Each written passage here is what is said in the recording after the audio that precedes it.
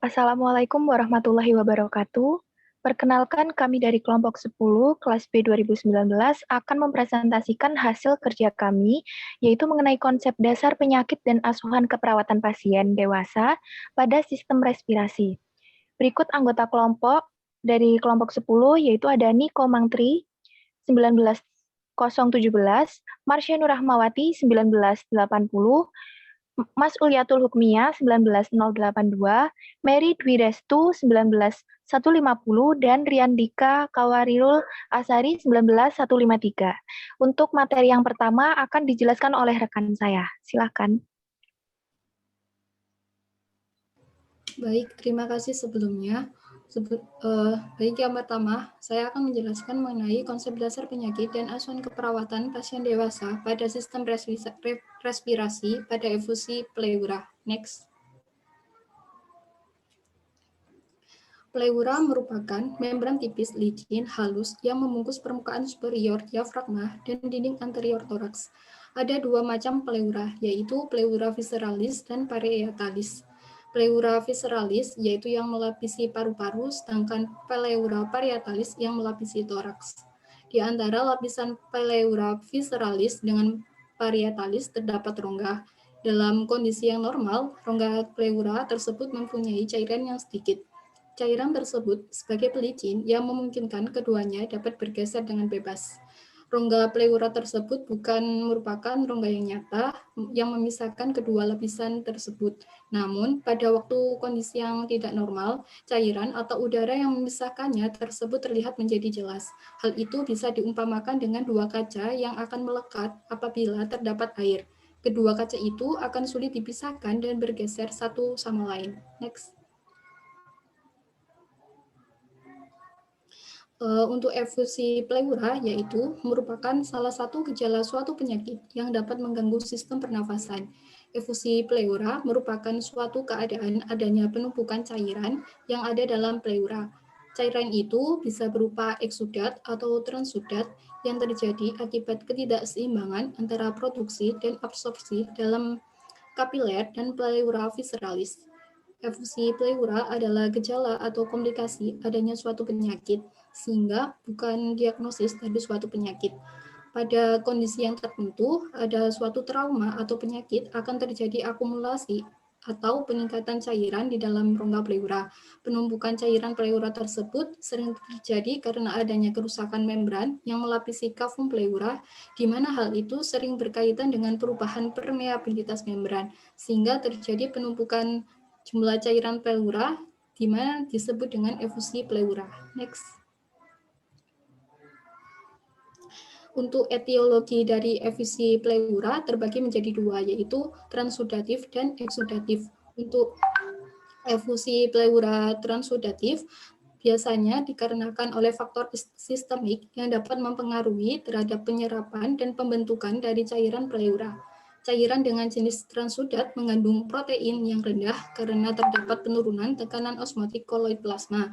Penyebab dari efusi pleura transudatif itu sirosis hati dan asites, hipoproteinemia, pada nefrotik sindrom, gagal jantung, obstruksi vena cava, dialisis peritoneal, pasca bedah abdomen, dan atelektasis akut. Sedangkan efusi pleura eksudatif disebabkan karena adanya peradangan atau gangguan pada drainase limfatik. Jenis cairan ini terjadi juga akibat perubahan permeabilitas pada permukaan pleura terhadap protein. Penyebab dari efusi pleura eksudatif adalah emboli atau infark paru-paru, neoplasma, penyakit kolagen, rheumatoid arthritis dan SLE, trauma hemotoraks dan hilotoraks, dan penyakit gastrointestinal, abses hati, pankreatis, dan ruptur esofagus. Next.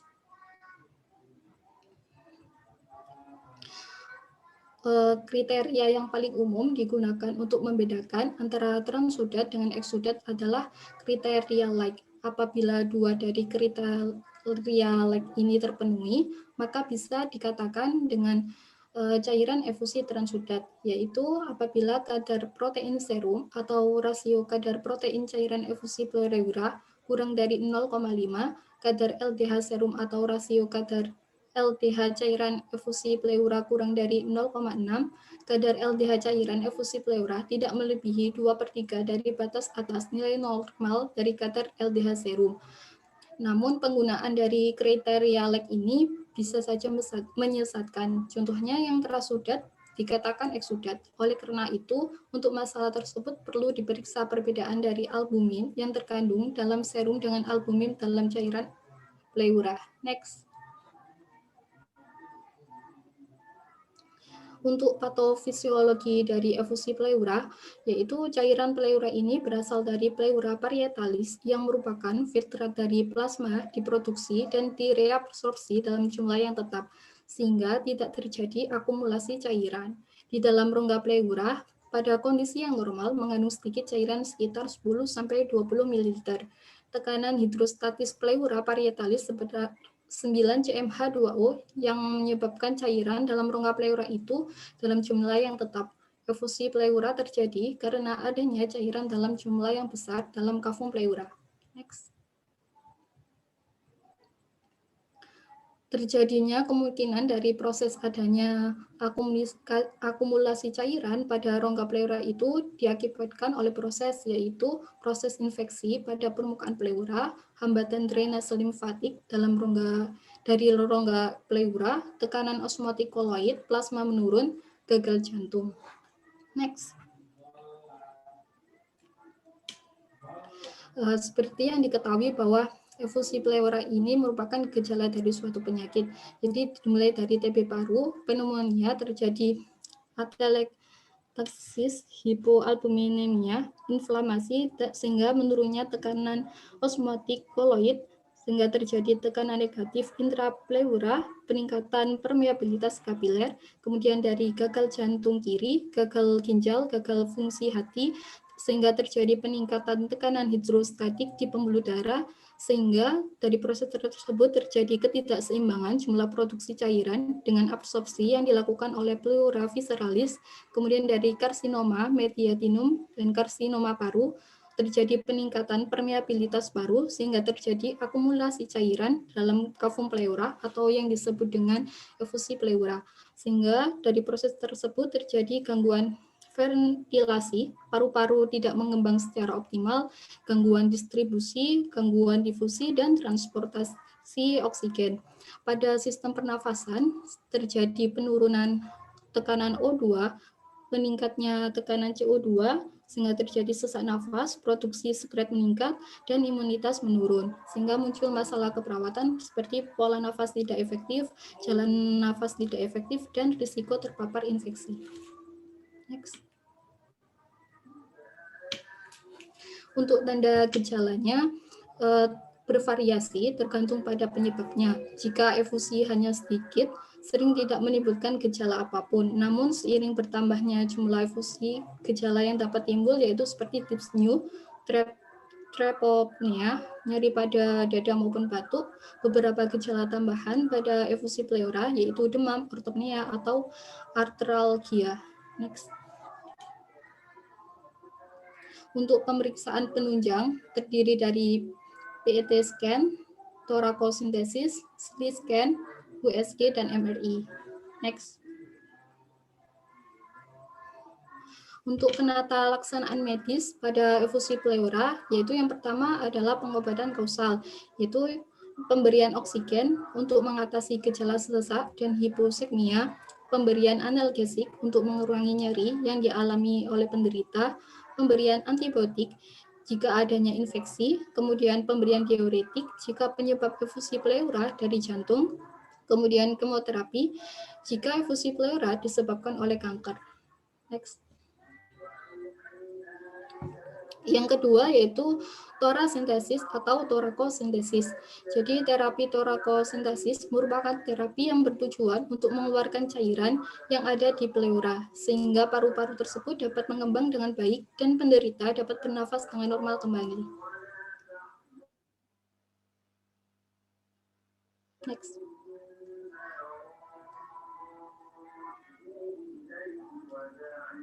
Untuk indikasi dari penggunaan torakosintesis yaitu yang pertama diagnosis torasintesis apabila pada pasien dengan efusi pleura selanjutnya hematotoraks. Temukan Terapi hematotoraks merupakan terapi yang bertujuan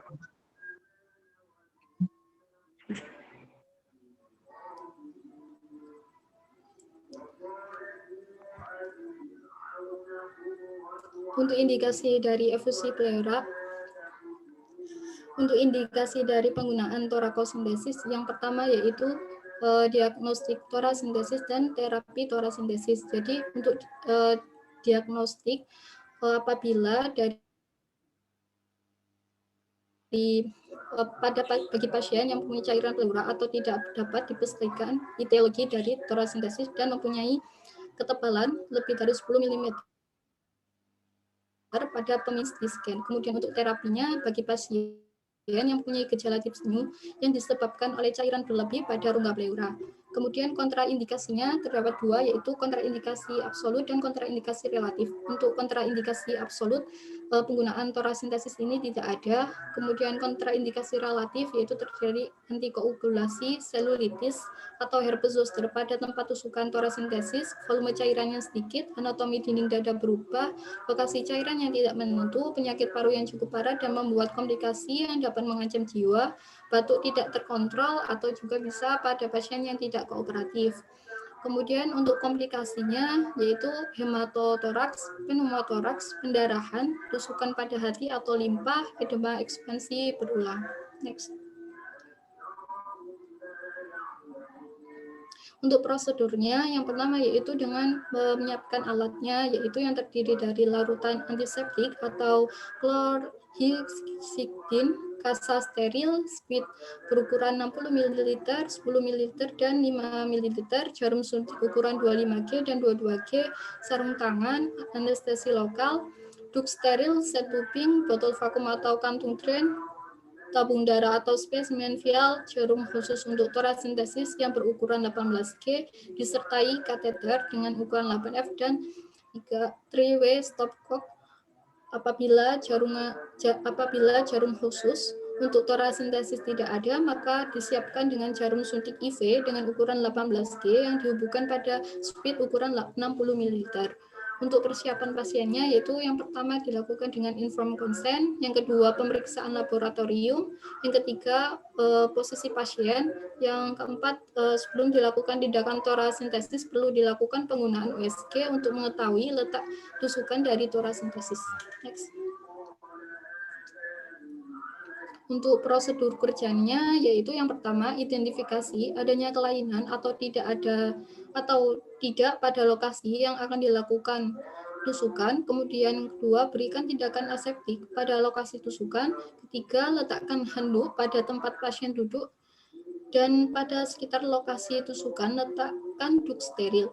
Keempat, berikan anestesi lokal sampai menginfiltrasi kulit, jaringan subkutan, periosteum iga, otot interkostal, dan pleura parietal. Kemudian yang kelima, tusukan jarum ke kulit sampai menembus rongga pleura.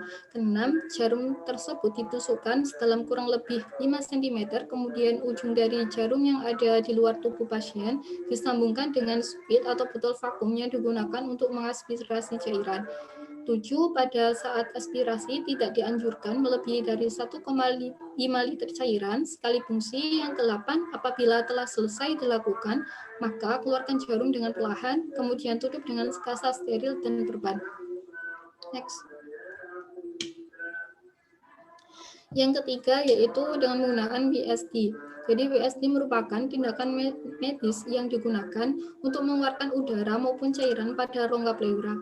Sistem drainase yang baik akan mencegah kembalinya cairan atau udara ke rongga pleura dan mengembalikan tekanan negatif intrapleura agar paru dapat mengembang. Next.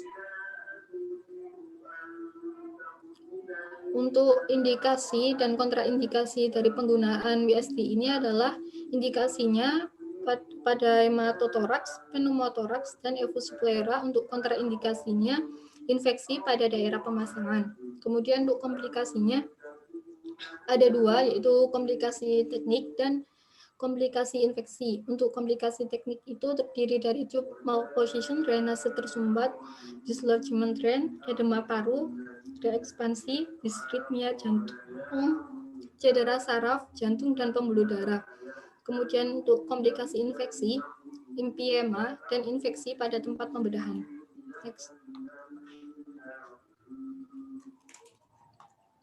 Untuk prosedur kerjanya, pada penggunaan USD ini adalah yang pertama, posisikan pasien senyaman mungkin. Kedua, tentukan tempat pemasangan USD. Ketiga, tentukan kira-kira tebal dinding toraks. 4, beri tanda pada selang USD dari lubang terakhir USD tebal dinding toraks. Kelima, berikan antiseptik pada tempat yang akan dipasang USD. 6, tutup dengan duk steril. 7, lakukan anestesi pada tempat masuk selang USD dan sekitarnya. 8, insisi kulit, subkutis, dan otot dada. 9, lakukan pembedahan hingga menembus pleura. 10, dengan klem arteri lurus, lubang diperlebar. 11, kemudian selang USD diklem dengan arteri klem dan dorong masuk hingga rongga pleura. Ke-12, fiksasi selang USD sesuai tanda pada selang. 13, bersihkan daerah luka dan beri zat steril pada selang USD. 14, sambungkan selang USD dengan botol USD steril. Kemudian yang ke-15, jahit tub pada dinding dada atau kulit. Yang ke-16, tutup lokasi insersi tub dengan balutan steril dan kering. Next. Selanjutnya akan dilanjutkan oleh rekan saya. Oke. Selanjutnya yaitu konsep dasar penyakit dan asuhan keperawatan pasien dewasa pada sistem respirasi hematotoraks. Oke, next. Hematotoraks merupakan keadaan manipulasi darah pada rongga hematoraks. Pendarahan ini dapat dibesarkan dari dinding dada, penatam paru, jantung maupun pembuluh darah besar. Jika jumlah pendarahan lebih dari 1.500 mili, maka disebut dengan hematotoraks masif. Penyebab yang paling umum terjadi hematotoraks yaitu disebabkan oleh komplikasi dari trauma, tumpul trauma maupun komplikasi dari penyakit lainnya.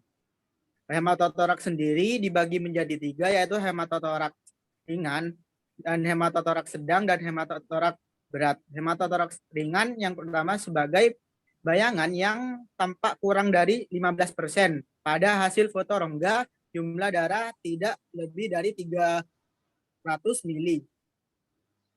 Suara peka sampai dari IG 9 saat produksi. Yang kedua yaitu hematotoraks sedang. Bagian tutup bayangan sebesar 15 hingga 35%.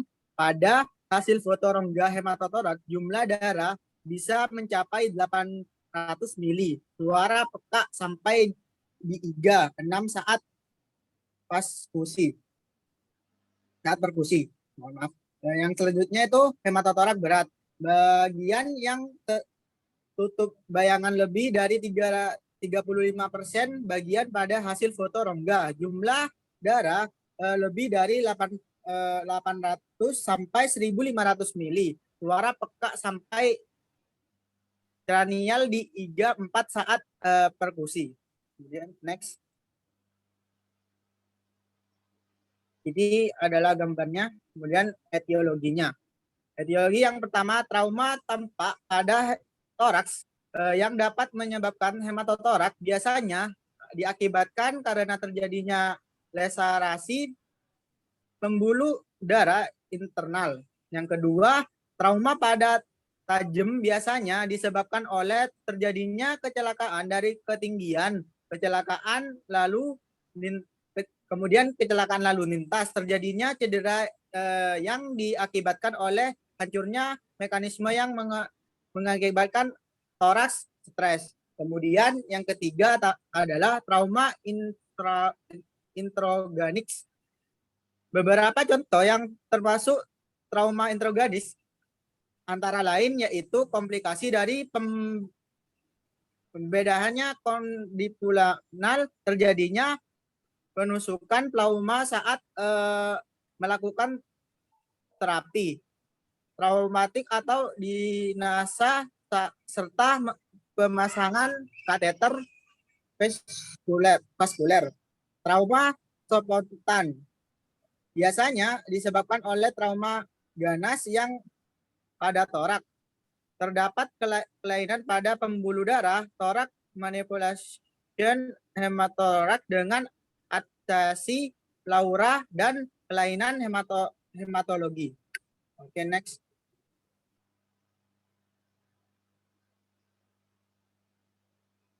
Patofisiologinya, hematorak merupakan darah yang terjadi akibat cedera dan difermen paru, pleura, dan dinding dada. Pada pleura tersebut, dua lapisan yaitu viscous pleura dan viscous dan periatas pleura. Di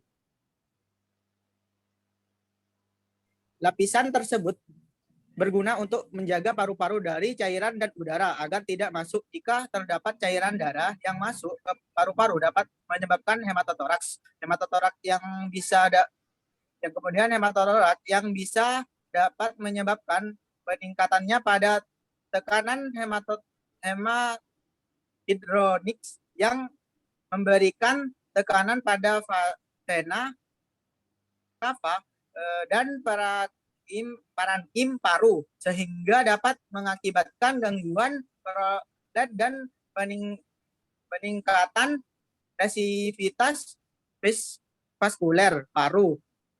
Respon patofisiologi hematotorak dapat menyebabkan ketidakseimbangan hematotorak, kolaps kardiovaskuler hingga kematian. Oke, next. Yang selanjutnya pathway.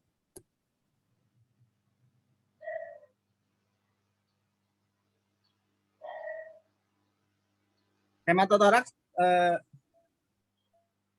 selanjutnya lagi manifestasi klinis. Manifestasi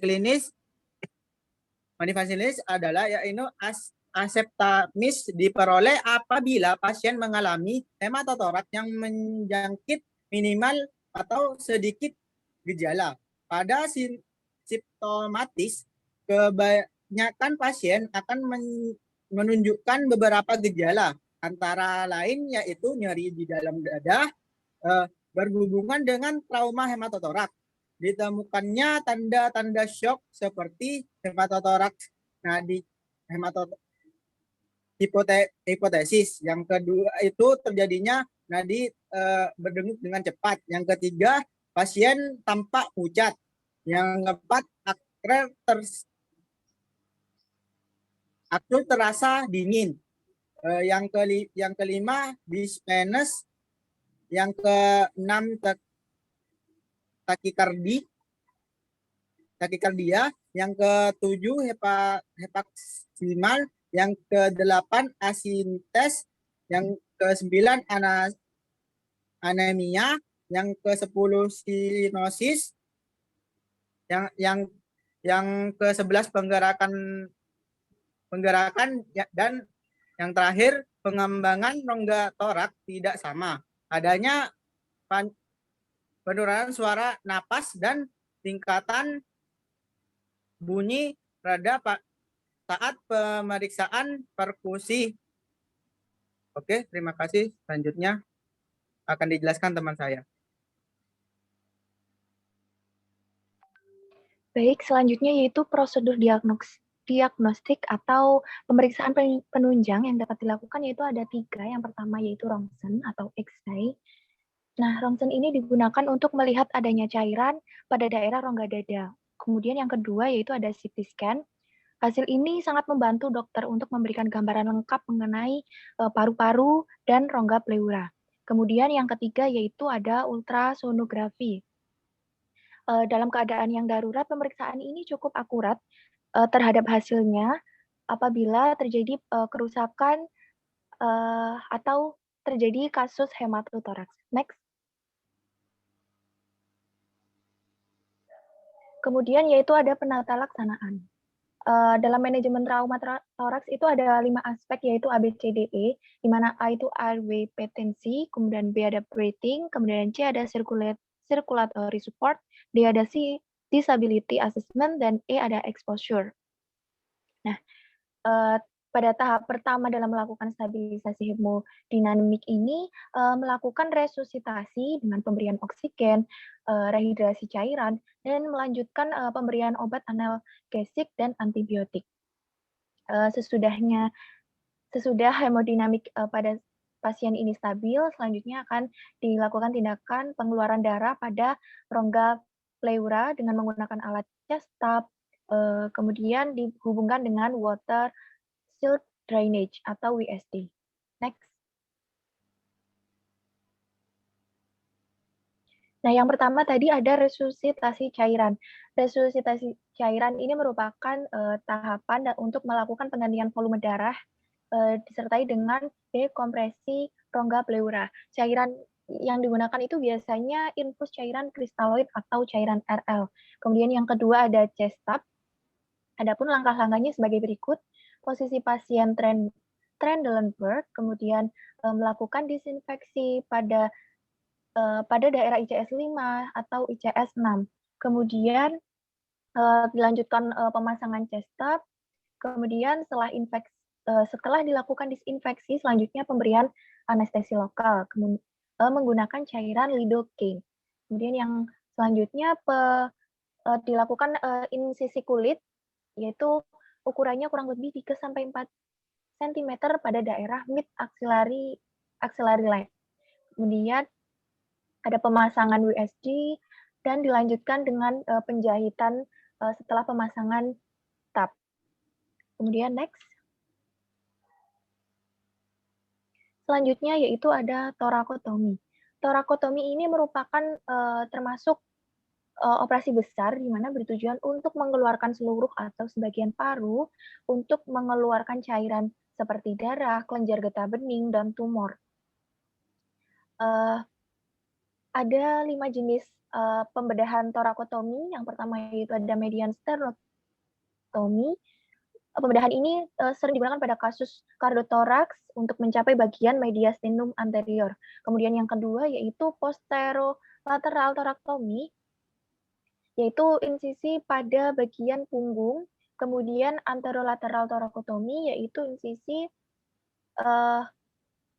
pada daerah ICS 4 hingga ICS 5, di mana insisinya menyerupai bentuk kurva. Kemudian yang keempat ada lateral torakotomi.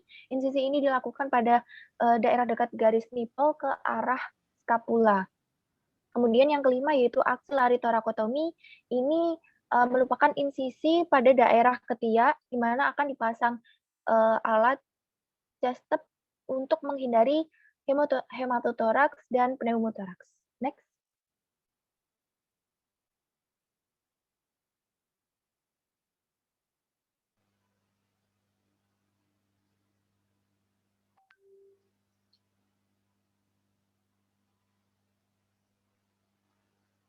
Selanjutnya. Oh ya, mungkin ini macet. Baik, selanjutnya yaitu ada prosedur mengenai bedah torakotomi. Ada 3 yaitu pre, intra, dan post. Untuk yang pertama ada preoperasi, yaitu terdiri dari anamnesis, tujuannya untuk mengetahui riwayat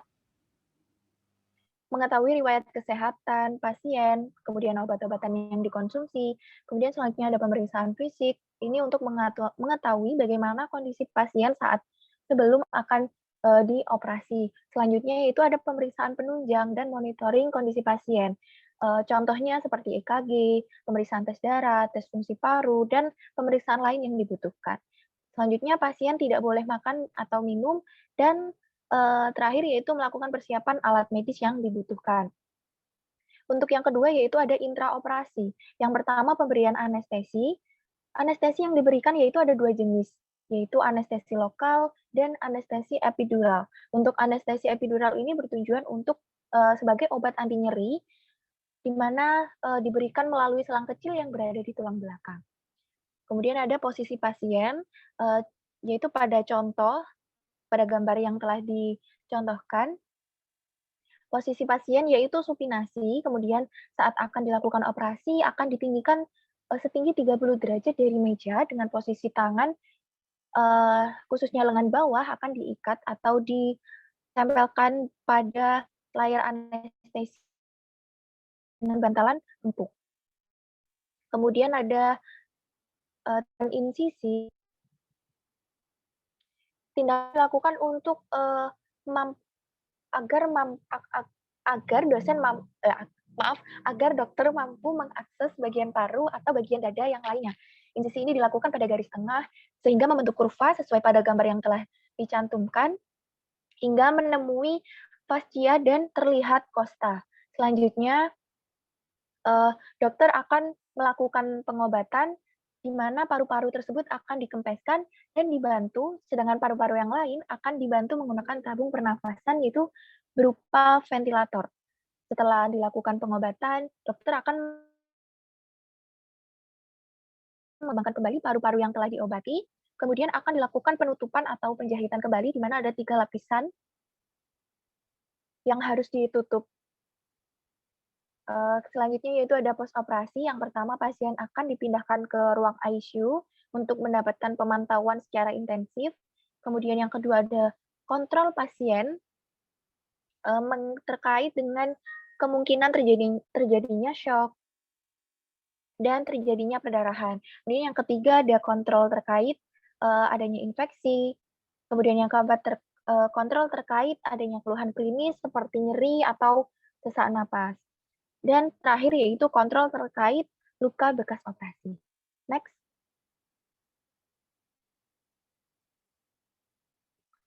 Nah, setelah melakukan operasi, pasti ada resiko komplikasi yang dapat terjadi. Yang pertama yaitu adanya reaksi alergi terhadap obat anestesi yang digunakan. Kemudian tidak menutup kemungkinan adanya risiko infeksi, risiko kerusakan organ, contohnya perforasi lapisan organ, kemudian terjadinya paru-paru kolaps, kemudian gangguan pernapasan, perdarahan berlebihan, pneumonia, pneumotoraks, emfisema, dan emfisema subkutan. Baik, selanjutnya akan dijelaskan oleh rekan saya.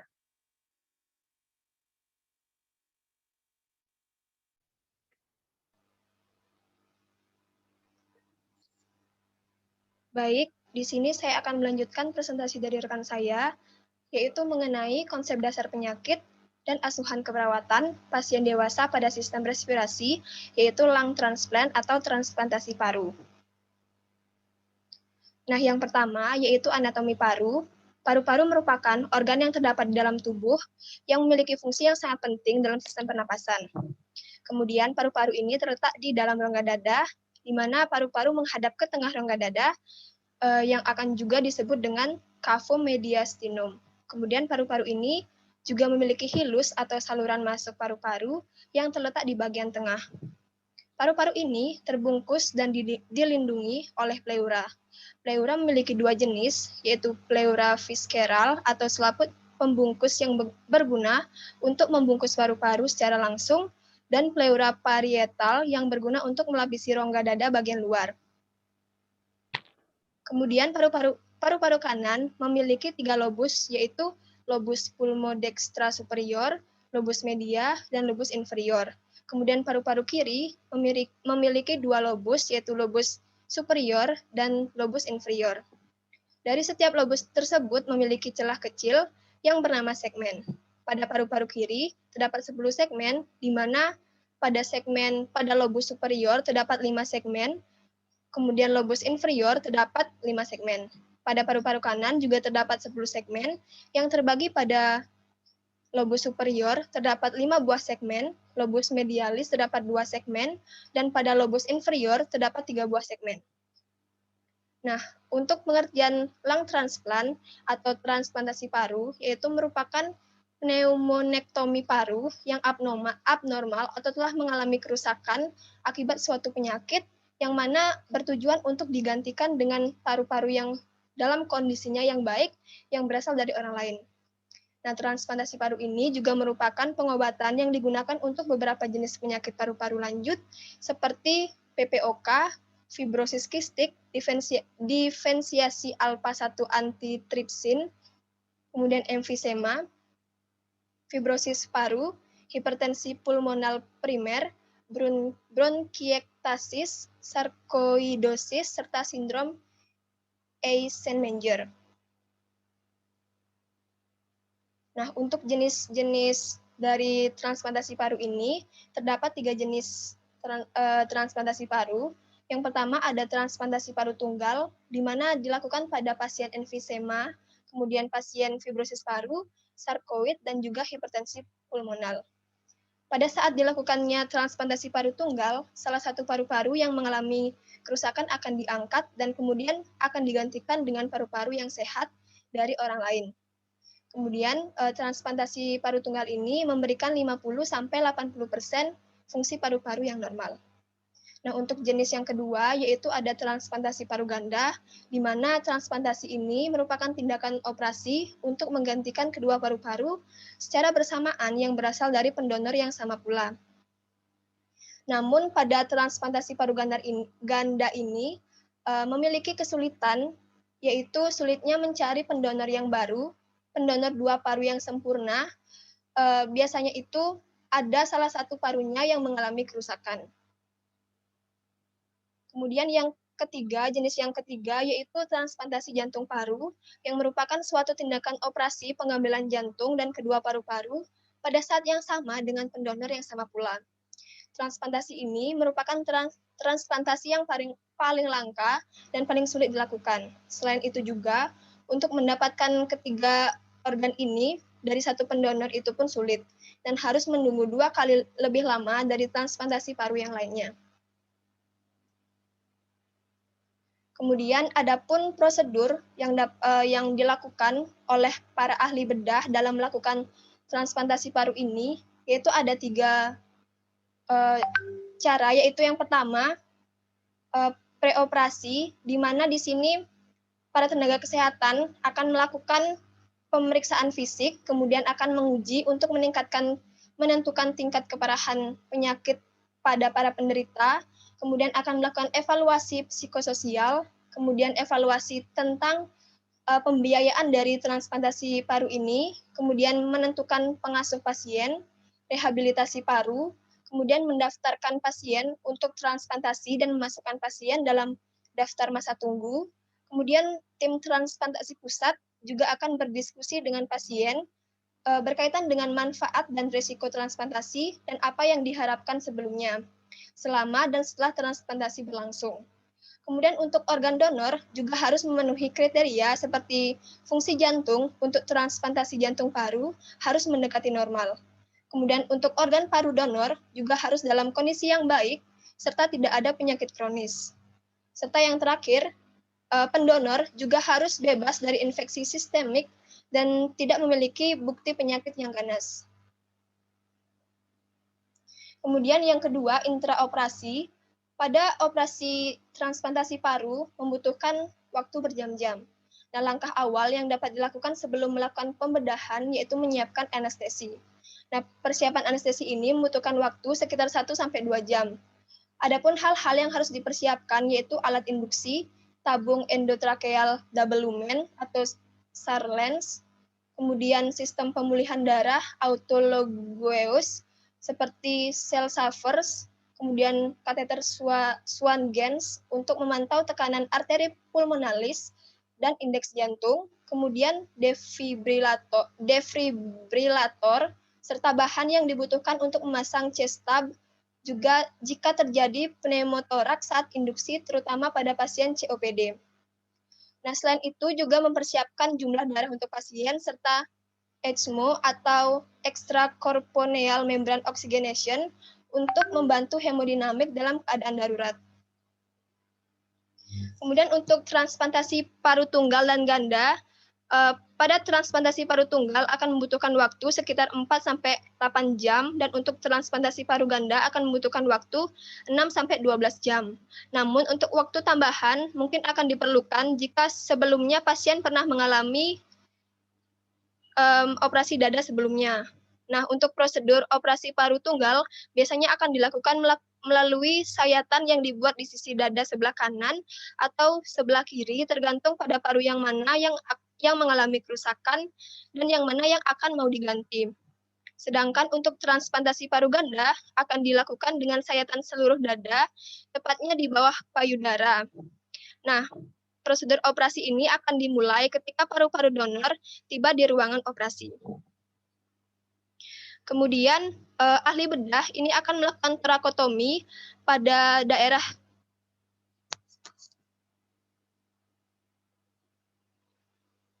ruang kosta keempat atau kelima dan juga tambahan sternotomi transversal. Kemudian bronkus dipotong satu cincin di atas karina sekunder untuk mencegah terjadinya nekrosis iskemik dan arteri juga akan dipotong. Pembuluh darah, arteri pulmonal, dan vena pulmonalis akan dipotong dengan menggunakan stapler terlebih dahulu. Kemudian, paru-paru asli akan dikeluarkan dari rongga dada dan dilakukan pemeriksaan patologis oleh tenaga kesehatan yang membantu pada berlangsungnya operasi tersebut. Kemudian, paru-paru donor, kemudian dimasukkan, paru-paru donor tersebut akan dimasukkan ke rongga dada pasien.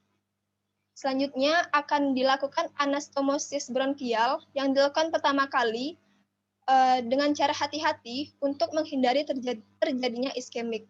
Kemudian akan dilakukan anastomosis arteri, dilakukan kedua dengan jahitan berjalan, dilakukan secara hati-hati, yang mana prosedurnya mirip dengan anastomosis bronkial. Kemudian anastomosis atrium dilakukan terakhir dengan jahitan berjalan dari ujung ke ujung. Para ahli bedah kemudian akan menunggu sekitar 20 menit untuk menilai fungsi paru-paru seperti status hemodinamik serta gas darah. Nah, pada akhir prosedur akan diberikan 2 tabung dada setiap rongga pleura dan torakotomi akan ditutup kembali dan dijahit kembali dinding dada pasien tersebut. Kemudian untuk transplantasi jantung paru, pasien akan dilakukan pneumonektomi. Nah, operasi ini akan dilakukan sternotomi pada garis tengah dada. Nah, atrium kanan akan dibuka di bagian tengah dinding anterior. Kemudian akan ada aliran darah vena, aliran balik vena paru. Pada kasus ini, hal tersebut dikarenakan jaringan kolateral aortopulmonalis yang luas, adanya cyanosis yang telah berlangsung sejak lama. Kemudian aorta terbelah, atrium disayat dan diambil pada bagian superior di sekitar pelengkap atrium kanan dan melintasi septum atrium ke atas atrium kiri. Kemudian sayatan pada bagian inferior diambil ke arah sinus koroner. Dinding atrium yang tersisa akan menahan jantung dan kemudian jantung akan dikeluarkan dari rongga dada. Kemudian untuk mengangkat paru-paru, dilakukan adesi sepanjang permukaan pleura dan mediastinum diturunkan dengan elektrokauter. Nah, ligamentum pulmonalis inferior diambil dengan elektrokauter dan selanjutnya digunakan untuk melintasi vena dan arteri pulmonalis. Kemudian, bronkus dan trakea distal diangkat dan paru-paru diangkat dan dikeluarkan dari rongga dada pasien. Setelah paru-paru dan jantung dikeluarkan, paru-paru donor dimasukkan terlebih dahulu ke dalam rongga dada, kemudian dilanjutkan dengan memasukkan jantung. Kemudian akan dilakukan anastomosis trakea dengan menggunakan jahitan polipropilen. Kemudian akan dipasang semua kateter pada atrium kiri dan larutan kristaloid dingin yang dialirkan melalui kateter ini, yang mana berfungsi untuk membuat jantung tetap dingin. Anastomosis aorta dengan menjahit ujung ke ujung dengan jahitan sederhana. Kemudian dilakukan anastomosis vena cava inferior dan vena cava superior dengan jahitan yang sederhana pula. Dengan demikian, penempatan jantung dan paru donor telah selesai dilakukan, kemudian akan dilakukan penutupan kembali dinding dada dengan menjahit kembali dinding dada yang telah diinsisi. Selama operasi berlangsung, pasien akan terhubung dengan mesin jantung paru yang mana mesin ini akan berfungsi untuk mengedarkan darah pada pasien saat menjalani operasi berlangsung. Nah, kemudian untuk post operasi, setelah operasi selesai, pasien akan dibawa ke unit perawatan intensif untuk pemulihan dan pemantauan pasca operasi. Pasien akan berada dalam ruangan ICU selama beberapa hari untuk melihat perkembangan pasien dan apakah adanya komplikasi yang terjadi setelah menjalani operasi tersebut. Kemudian pasien akan dipasang ventilator yang mana membantu pasien untuk bernapas dalam beberapa hari dan tabung di dada pasien juga akan mengalirkan cairan dari paru-paru dan jantung. Kemudian sebuah tabung di pembuluh darah akan memberikan obat yang kuat untuk mengontrol rasa sakit dan mencegah terjadinya penolakan terhadap paru-paru yang baru. Ketika kondisi pasien membaik, ventilator akan mulai dilepas dan pasien akan menjalani pemulihan selama 1 hingga 3 minggu. Kemudian untuk indikasi dan kontraindikasi dari transplantasi paru ini, yang pertama yaitu indikasi untuk penyakit paru obstruktif yaitu PPOK, kemudian emfisema paru yang disebabkan karena defisiensi alpha-1 antitrypsin, kemudian penyakit cystic fibrosis, kemudian penyakit paru restriktif yaitu idiopathic pulmonary fibrosis, kemudian hipertensi pulmonal primer, serta sindrom Eisenmenger. Kemudian penyakit sarkoidosis, penyakit limfangiomatosis, kemudian fibrosis paru pasca radioterapi atau kemoterapi, dan penyakit bronkiektasis idiopatik. Nah, untuk kontraindikasi dalam transplantasi paru ini terdapat 2, yaitu yang pertama kontraindikasi absolut, riwayat neoplasma yang telah dirawat selama 2 tahun terakhir, kemudian adanya infeksi yang tidak terkontrol, yang mana disebabkan oleh mikroba yang mematikan atau resisten. Kemudian pasien yang mengalami obesitas kelas 2 atau kelas 3, kemudian masalah kejiwaan atau psikologis, kurangnya dukungan sosial dan keluarga, memiliki riwayat penyalahgunaan atau ketergantungan zat terlarang seperti alkohol, tembakau, dan narkoba. Kemudian memiliki bukti aktif infeksi mikrobakterium tuberkulosis. Kemudian kontraindikasi yang kedua yaitu kontraindikasi relatif, yaitu usia di atas 65 tahun, yang mana berkaitan pada cadangan fisiologis yang rendah, yang mana bertambahnya usia ini sering dikaitkan dengan kondisi komorbiditas yang merupakan kontraindikasi absolut atau relatif. Kemudian pada pasien obesitas atau mengalami malnutrisi berat, kemudian pada pasien osteoporosis yang signifikan, penyakit sistemik lainnya seperti diabetes mellitus, gangguan jaringan ikat, serta gastroesophageal reflux disease, kemudian pasien yang terinfeksi hepatitis B atau hepatitis C, pasien yang terinfeksi HIV, serta pasien yang memiliki riwayat arteri koroner. Baik, selanjutnya. Baik, untuk selanjutnya akan saya lanjutkan. Teman saya. Ya, terima kasih. Akan saya lanjutkan. Berikut mengenai pathway lung transplant. Bisa dilihat pada gambar. Baik, selanjutnya.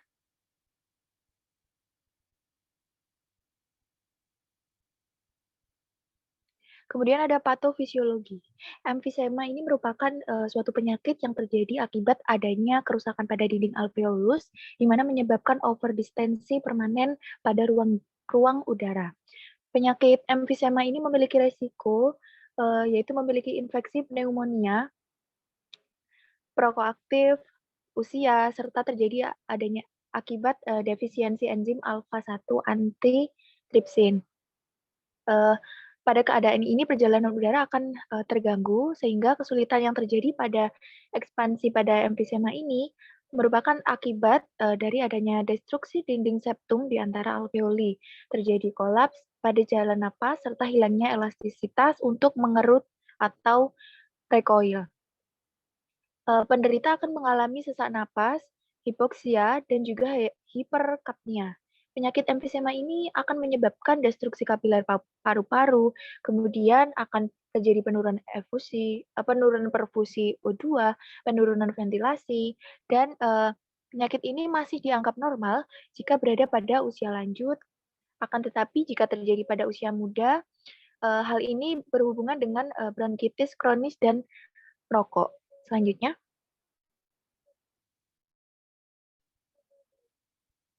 kemudian ada penata laksanaan yang dapat digunakan dalam menangani emfisema, yaitu terapi latihan pernapasan seperti forced lip breathing, di mana terapi ini untuk mengurangi rasa sesak napas. Kemudian latihan pernapasan forced lip breathing diberikan kepada pasien untuk meningkatkan peluang masuknya oksigen untuk membantu dalam pengosongan alveoli sehingga oksigen dapat masuk ke dalam ruang alveolus dengan baik. Pada pasien dengan emfisema berat dan telah menjalani pengobatan seperti pengobatan medis dan non-medis, tidak mampu untuk mengurangi sesak napas yang dirasakan, maka prosedur pembedahan ini dapat menjadi pilihan. Pembedahan pada pasien dengan emfisema berat dapat dilakukan dengan melakukan transplantasi baru, yaitu menggantikan paru-paru yang mengalami kerusakan dengan paru-paru yang sehat. Dan diharapkan dengan hal tersebut pasien memiliki kelangsungan hidup dan kualitas hidup yang lebih baik. Selanjutnya, adapun pemeriksaan penunjang terhadap lung transplant yang pertama yaitu tes paru-paru terdiri dari 4 pemeriksaan, yaitu ada rongsen dada, tes fungsi paru, CT scan, dan tes bronkoskopi atau bioskopi. Kemudian ada tes pada jantung, tes jantung. Yang pertama ada elektrokardiogram atau EKG, ekokardiogram, kateterisasi jantung atau angiogram koroner. Untuk tes gastroenterologi ada 3, yaitu USG perut, esofagram, dan manometri. Dan tes lainnya yaitu bisa berupa tes darah, tes urin dan feses, tes dahak, dan ditambahkan dengan imunisasi. Selanjutnya, lung transplant ini juga memiliki risiko komplikasi, diantaranya yaitu ada allograft dysfunction, berupa penolakan akut dan kronis, serta adanya komplikasi pada jalan napas. Yang kedua yaitu terjadinya infeksi viral, yaitu sitomegalovirus atau CMV, dan Epstein-Barr virus yang berhubungan dengan gangguan limfoproliferatif pasca transplantasi. Kemudian ada bakterial, salah satu contohnya yaitu Pseudomonas aeruginosa. Kemudian ada fungal, yaitu salah satu contohnya ada Candida albicans. Yang ketiga yaitu menyerang pada sistem organ, yaitu terjadi disfungsi ginjal, kardiovaskuler, kemudian ada osteoporosis, hiperkalemia, dan ada yang lainnya. Selanjutnya, kemudian ada penelaksanaan farmakologi. Yang pertama yaitu mengenai rasa nyeri atau pain. Area sayatan pasti akan menimbulkan rasa nyeri selama beberapa minggu hingga berbulan-bulan setelah operasi. Tingkat nyeri ini akan bisa menurun seiring dengan berjalannya waktu. Pasien akan diberikan obat yang sesuai untuk meringankan nyeri ketika sudah tidak dirawat di rumah sakit kembali. Kemudian yang kedua ada diabetes mellitus, yaitu post-transplant diabetes mellitus atau PTDM.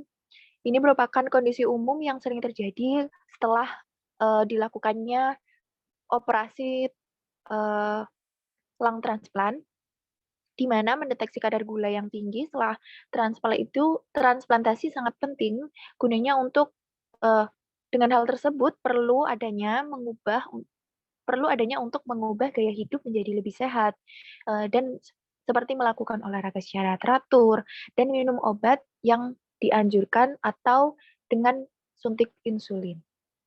Untuk yang ketiga yaitu ada strategi untuk pencegahan infeksi. Pasien pasca operasi akan sangat rentan terhadap infeksi seperti pneumonia bakteri, terutama pada bulan-bulan pertama. Untuk mencegah hal ini, bisa diberikan terapi antimikroba dengan pemberian antibiotik spektrum seperti piperacillin tazobactam atau meropenem. Hal ini untuk mencegah terjadinya infeksi Aspergillus yang diberikan dengan caspofungin, terapi anti jamur, dan inhalasi amphotericin B pada hari ke-5 hingga ke-7 pasca operasi. Selanjutnya itu mencegah komplikasi gastrointestinal, yaitu bisa melalui obat-obatan, kemudian pencegahan aktif osmotik seperti makrogolum dan agen radiokontras, bisa dikonsumsi seperti obat meklumini midotriozoa secara oral sebanyak 20 sampai 40 mili sebanyak 3 kali dalam sehari. Tujuannya untuk mencegah terjadinya komplikasi gastrointestinal yang parah secara dini. Kemudian pencegahan komplikasi psikologi, di mana untuk tenaga kesehatan, terutama psikolog, membantu untuk melakukan pengkajian pada pasien pasca bedah untuk mengkaji apakah pasien mengalami gangguan kecemasan, kebingungan, ataupun gangguan tidur. Pasien dengan keluhan depresi dapat diberikan obat sejenis sertralin, citalopram, trimipramine, mirtazapine, dan dipiperon. Next. Untuk non-farmakologi, yaitu dapat dilakukan monitor cairan.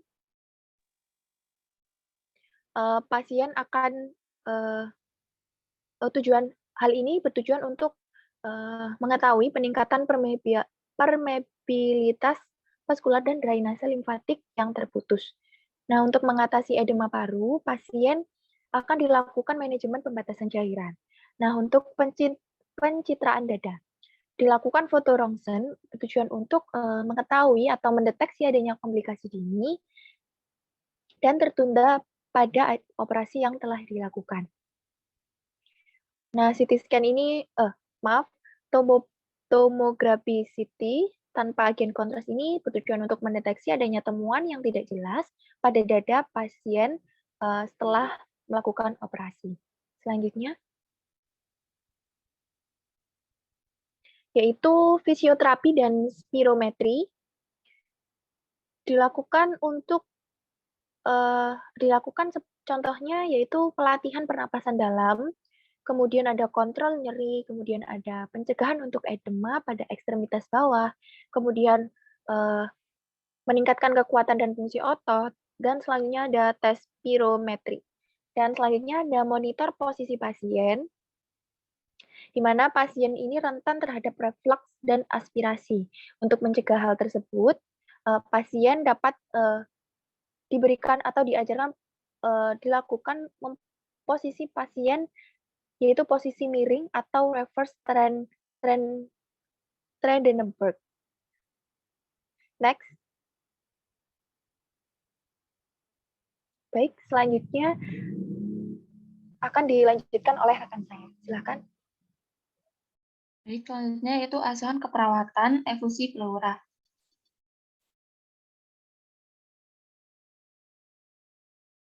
Next.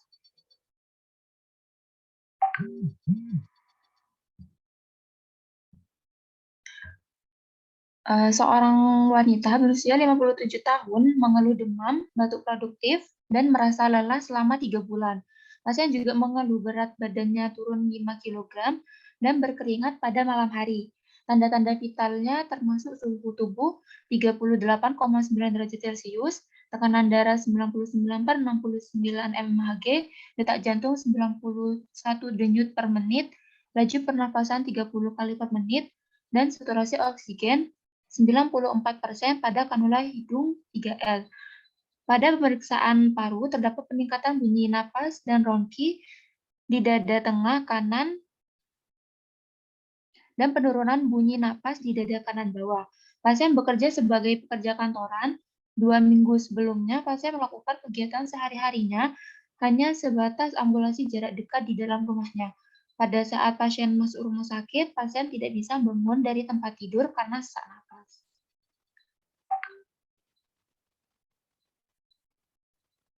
Next. Pada hasil pemeriksaan laboratorium, hasil dari biokimia darah dan serum hemoglobin tampak normal. Pada pemeriksaan etiologi penyakit infeksi, termasuk serologi untuk HIV, blastomisis, dan lain-lainnya, semuanya negatif. Pada pemeriksaan feses untuk sel telur dan parasit negatif. Pada hasil fototoraks menunjukkan konsolidasi multifokal, terutama di paru kanannya dengan efusi pleura berukuran sedang.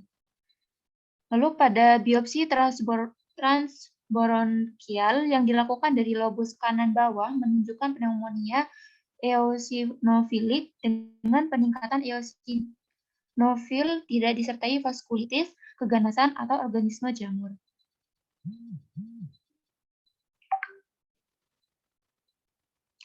Identitas klien, nama, Nyonya A, jenis kelamin perempuan, usia 57 tahun.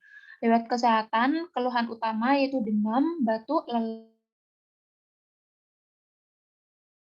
berat badan menurun, dan sesak napas. Pada riwayat penyakit sekarang, pasien mengeluh bahwa mengalami demam, batuk, dan merasa lelah selama 3 bulan, serta berat badan menurun 5 kg, berkeringat pada malam hari, dan mengalami sesak napas. Riwayat penyakit dahulu, pasien memiliki riwayat asma yang terkontrol dengan baik selama 20 tahun. Riwayat penyakit keluarga, pasien tidak memiliki riwayat penyakit keturunan. Next. Analis data dan masalah. Yang pertama yaitu DS, pasien mengalami sesak nafas, pasien mengalami batuk efektif. Data objektifnya yaitu RR 30 kali per menit, suara nafas longki, bunyi nafas menurun di dada kanan bawah. Etiologi itu penumpakan cairan pada paru-paru, ekspansi paru menurun, sesak nafas, bersihan jalan nafas tidak efektif. Next. Yang kedua yaitu pasien mengalami sesak nafas, data objektifnya itu RR 30 kali per menit, saturasi oksigen 94%, mengalami takipneu. Efusi pleura, adanya cairan di paru-paru kanan, ekspansi paru menurun, RR meningkat, mengalami pola nafas tidak efektif. 3 yaitu pasien mengeluh demam, berkeringat pada malam hari. Data objektifnya itu suhu tubuhnya 38,9 derajat Celcius, takipneu, tekanan darah 99/69 mmHg. Jadi pneumonia eosinofilik, adanya infeksi, respon trauma, mengalami hipertensi.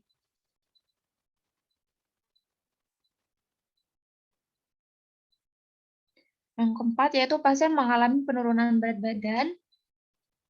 Data objektifnya itu berat badan turun 5 kg dan lemah. Lemas, otot pengunyah dan menelan lemah, nafsu makan menurun, berat badan menurun, pasien mengalami defisit nutrisi. Yang kelima yaitu pasien mengeluh lemah, tidak bisa bangun dari tempat tidur. Data objektifnya itu tampak lemah, RR 30 kali per menit. Etiologinya itu ekspansi paru menurun, sesak nafas, kelemahan, intoleransi aktivitas.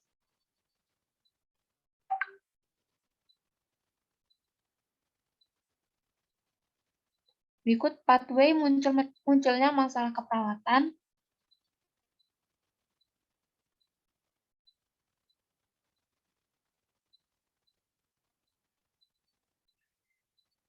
Itu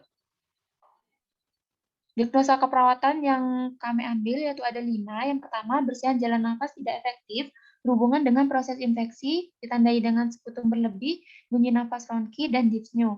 Yang kedua yaitu pola nafas tidak efektif berhubungan dengan penurunan energi, ditandai dengan dyspnea.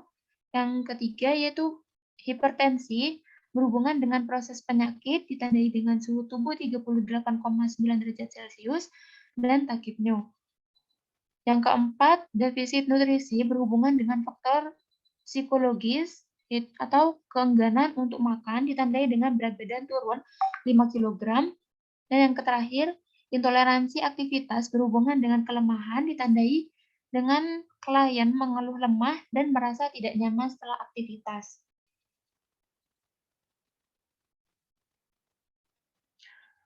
Intervensi yang pertama pada diagnosa bersihan jalan nafas tidak efektif, setelah dilakukan asuhan keperawatan selama 2 kali 24 jam, diharapkan bersihan jalan nafas meningkat dengan kriteria hasil dyspnea cukup membaik dengan kriteria 5, batu efektif cukup meningkat dengan kriteria 5, dan frekuensi nafas cukup membaik dengan kriteria 5. Intervensinya itu mengambil latihan batu efektif dengan observasi yang pertama, identifikasi kemampuan batu, kedua, monitor adanya retensi sputum, yang ketiga yaitu monitor tanda dan gejala infeksi saluran nafas. Yang keempat, memonitor jumlah input dan output cairan. Lalu yang terapeutik yaitu yang pertama, atur posisi semi Fowler atau Fowler. Kedua, pasang perlak dan bengkok di pangkuan pasien. 3, buang sekret pada sputum. Pada edukasi yaitu yang pertama, jelaskan tujuan dan prosedur batu efektif. Yang kedua yaitu anjurkan tarik nafas dalam melalui hidung selama 4 detik, ditahan selama 2 detik, kemudian keluarkan dari mulut dengan bibir mencucu selama 8 detik. Ketiga yaitu anjurkan mengulangi tarik nafas dalam 3 hingga 3 kali. Yang keempat, anjurkan batuk dengan kuat langsung setelah tarik nafas dalam yang ketiga. Untuk kolaborasi yaitu pemberian mukolitik atau ekspektoran jika perlu.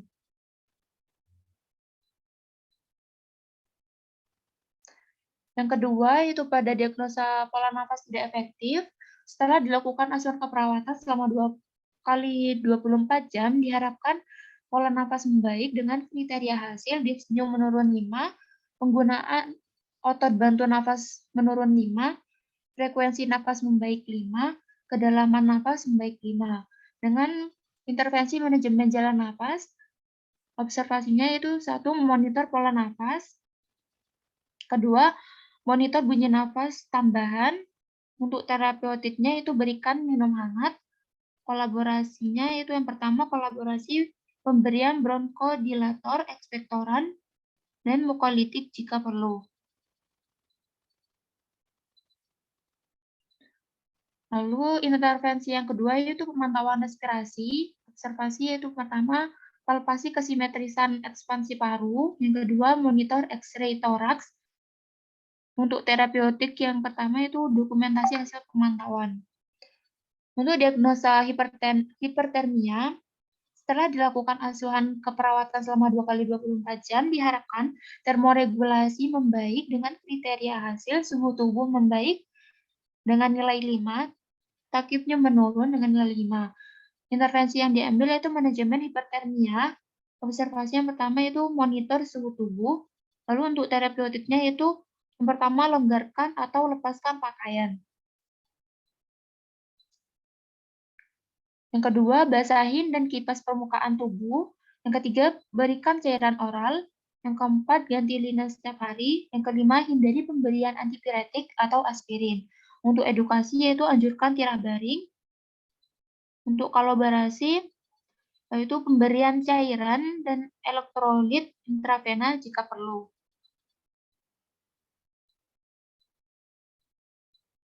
Diagnosa yang keempat yaitu defisi nutrisi. Setelah dilakukan asuhan keperawatan selama 2 kali 24 jam, diharapkan status nutrisi membaik dengan kriteria hasil, porsi makannya yang dihabiskan meningkat dengan nilai 5, berat badan membaik dengan nilai 5, frekuensi makan membaik dengan nilai 5, nafsu makan membaik dengan nilai 5. Intervensi yang diambil yaitu manajemen nutrisi. Observasi pertama yaitu mengidentifikasi status nutrisi, yang kedua, mengidentifikasi alergi dan intoleransi makanan. Ketiga, monitor asupan makanan. Keempat, monitor berat badan. Lalu untuk terapeutik yaitu memberikan makanan yang tinggi serat untuk mencegah konstipasi. Lalu berikan makanan tinggi kalori dan tinggi protein. Yang ketiga yaitu berikan suplemen makanan jika perlu. Untuk edukasi yaitu anjurkan posisi duduk jika mampu. Untuk kolaborasi yaitu berkolaborasi dengan ahli gizi untuk menentukan jumlah kalori dan jenis nutrien nutrisi yang dibutuhkan.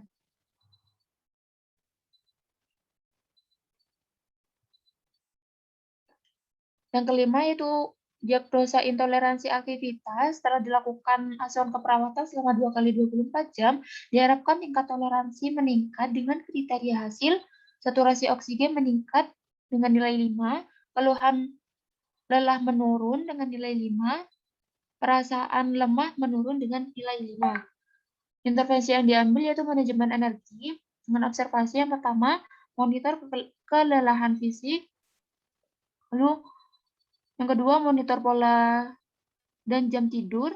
Ketiga, monitor lokasi dan ketidaknyamanan selama melakukan aktivitas. Untuk terapeutiknya yaitu sediakan lingkungan nyaman dan rendah stimulus, berikan aktivitas distraksi yang menyenangkan,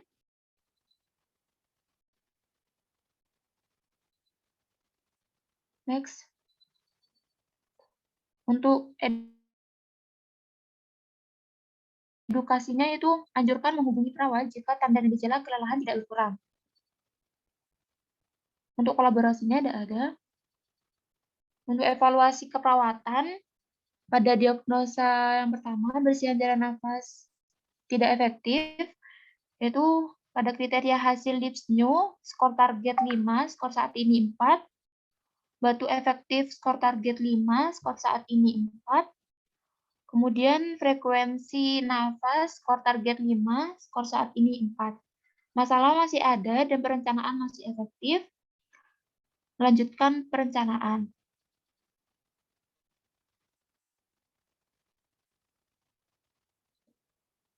Untuk diagnosa yang kedua, yaitu pola nafas tidak efektif.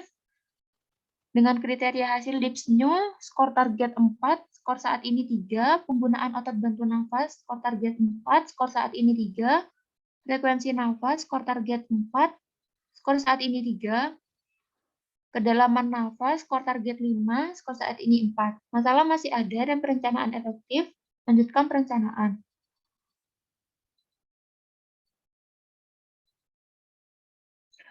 Untuk diagnosa hipertermia, yaitu dengan kriteria hasil suhu tubuh membaik dengan skor target 5, skor saat ini 4.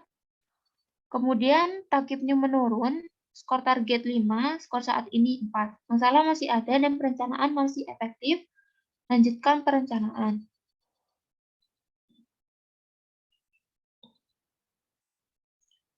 Kemudian defisit nutrisi dengan kriteria hasil yaitu porsi makan yang dihabiskan dengan skor target 5, skor saat ini 4, berat badan meningkat dengan skor target 5, skor saat ini 4, frekuensi makan, skor target 5, skor saat ini 4, nafsu makan, skor targetnya 5, skor saat ini 4.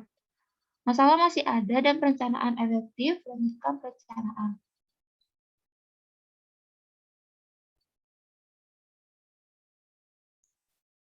Dan terakhir yaitu intoleransi aktivitas dengan kriteria hasil saturasi oksigen skor target 5, skor saat ini 4, keluhan lelah skor target 5, skor saat ini 4, kemudian perasaan lemas skor target 5, skor saat ini 4. Masalah masih ada dan perencanaan efektif. Lanjutkan perencanaan. Kemudian akan dijelaskan dengan rekan saya. Baik, di sini saya akan melanjutkan presentasi dari rekan saya, yaitu mengenai asuhan keperawatan hematotoraks. Pada kasus, yaitu seorang pria berusia 80 tahun terlibat kecelakaan 2 mobil, di mana pria tersebut merupakan pengemudi di salah satu kendaraan. Nah, pada pemeriksaan fisik, tekanan darah 70/30 mmHg, denyut jantung 83 bpm, saturasi oksigen 70%, dan penurunan bunyi vesikular. Pasien dipasang selang torakotomi bilateral, kemudian terjadi efusi toraks oleh torakosintesis kiri sebanyak 450 mili, kemudian hemoglobin pasien 10,2 gram per dl, kemudian pada radiografi dada menunjukkan mediastinum normal, pada CT scan tubuh menunjukkan hemotoraks kiri dengan ekstravasasi kontras dan sedikit efusi perikard, terjadi fraktur di tulang rusuk kiri dan memar paru di lobus kiri bawah serta pneumotoraks kiri yang tidak signifikan. Kemudian fraktur terjadi pada tulang rusuk kelima dan keenam. Dokter kemudian memprediksi adanya perdarahan berasal dari fraktur pada kosta kelima dan keenam. Kemudian pemasangan torakotomi karena adanya gumpalan darah. Kemudian dokter mengidentifikasi sejumlah darah segar dan gumpalan di bawah arteri pulmonalis proksimal bagian kiri, sekitar 1.500 ml darah segar dan gumpalan darah ditemukan di rongga dada kiri. Sehingga berdasarkan kasus yang terjadi diduga ruptur jantung menyebabkan hemototorak berdasarkan efusi perikardial walaupun dalam jumlah kecil. Pasien ruptur jantung yang mengalami robekan perikardial karena laserasi perikardial bertujuan untuk mencegah penggumpalan cairan intraperikardial. Kemudian pengkajian yaitu identitas pasien dengan nama Tuan A, kemudian umur 80 tahun, jenis kelamin laki-laki, dengan diagnosa medis hematotoraks. Kemudian keluhan utama mengalami penurunan kesadaran, nyeri dada dan ditemukan memar pada toraks sinistra. Keluhan kesehatan sekarang yaitu pasien datang ke IGD mengalami kecelakaan mobil. Kemudian pasien mengalami penurunan kesadaran dan pemeriksaan fisik menunjukkan tekanan darah 70/30 mmHg dan saturasi oksigen 70%. Kemudian untuk riwayat kesehatan dahulu, pasien tidak memiliki riwayat kesehatan pada sebelumnya. Kemudian untuk riwayat kesehatan keluarga, pasien dalam keluarganya tidak ada memiliki penyakit menurun dan penyakit menular. Untuk analisis data, yang pertama itu data subjektif, pasien mengalami kecelakaan mobil, posisi pasien sebagai supir, kemudian data objektif, ditemukan fraktur tulang rusuk kiri, kemudian ditemukan memar paru di lobus kiri, pasien post-operasi torakotomi. Kemudian etiologi, karena trauma toraks disebabkan oleh agen pencedera fisik, menyebabkan cedera traumatis, kemudian luka post-operasi, sehingga menyebabkan nyeri akut. Kemudian masalahnya yaitu nyeri akut. Kemudian yang kedua, yaitu pasien mengalami kecelakaan mobil, posisi pasien sebagai supir, kemudian data objektif, saturasi oksigen 70%, kemudian tekanan darah 70/30 mmHg, kemudian nafas vesikular menurun. Kemudian etiologi, trauma toraks, kemudian terjadi ruptur jantung, terjadi pendarahan, kemudian reabsorpsi darah oleh pleura tidak optimal, kemudian menyebabkan hematotoraks, menyebabkan ekspansi paru, kemudian terjadi gangguan ventilasi sehingga menyebabkan pola nafas tidak efektif. Kemudian masalahnya yaitu pola nafas tidak efektif. Yang ketiga yaitu data subjektif, pasien mengalami kecelakaan mobil, kemudian data objektifnya yaitu saturasi oksigennya 70%, tekanan darah 70/30 mmHg, kemudian hemoglobin 10,4 gram per dl, kemudian perdarahan 1.500 ml.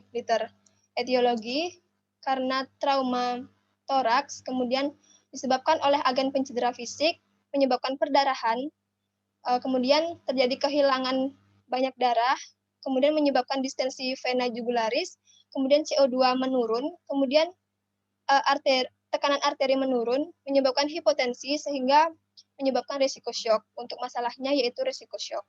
Kemudian yang keempat yaitu data subjektif, pasien mengalami kecelakaan mobil, posisi pasien sebagai supir, kemudian data objektif, pasien dengan luka jahitan pasca operasi. Kemudian etiologi, trauma toraks yang diakibatkan oleh hematotoraks, kemudian dilakukan operasi torakotomi. Setelah operasi terdapat luka post-operasi, kemudian menyebabkan risiko infeksi. Nah, masalahnya yaitu risiko infeksi. Kemudian yang kelima yaitu data subjektif, yaitu pasien mengatakan nyeri sedikit saat bergerak. Kemudian data objektif yaitu pasien tampak lemah, pasien dibantu keluarga ketika bergerak, dan aktivitas pasien tampak terbatas. Kemudian etiologi, trauma toraks disebabkan karena hematotoraks, kemudian dilakukan operasi torakotomi. Kemudian adanya luka post-operasi menyebabkan nyeri kronis dan menyebabkan kelemahan fisik, sehingga menyebabkan gangguan mobilitas fisik. Masalahnya yaitu gangguan mobilitas fisik. Nah, untuk diagnosa keperawatan, di sini menegakkan 5 diagnosa keperawatan, yaitu nyeri akut, berdasarkan dengan prosedur operasi. Kemudian yang kedua, pola nafas tidak efektif, berdasarkan dengan gangguan ventilasi, ditandai dengan penggunaan otot bantu pernapasan. Kemudian yang ketiga, risiko shock, ditandai dengan hipotensi. Kemudian risiko infeksi, ditandai dengan kerusakan integritas kulit akibat prosedur operasi. Kemudian yang kelima, gangguan mobilitas fisik, berdasarkan dengan nyeri, ditandai dengan kekuatan otot menurun, ROM menurun pasca operasi. Baik, selanjutnya akan dijelaskan oleh rekan saya. Baik, berikutnya yaitu mengenai intervensi keperawatan. Untuk intervensi nyeri akut, diharapkan dalam 3 kali 24 jam, pasien segera membaik dengan kriteria hasil, keluhan nyeri cukup menurun dengan skala 4, pola cukup membaik dengan skala 4. Intervensi yang diambil yaitu manajemen nyeri. Yang pertama, identifikasi lokasi, karakteristik, durasi, frekuensi, kualitas, dan intensitas nyeri. Yang kedua, identifikasi skala nyeri. Yang ketiga, yaitu identifikasi faktor yang memperberat dan memperingan nyeri. Yang keempat, yaitu identifikasi pengaruh nyeri pada kualitas hidup. Kemudian, yaitu ada terapeutik dengan memberikan teknik non-farmakologis untuk mengurangi rasa nyeri. Next.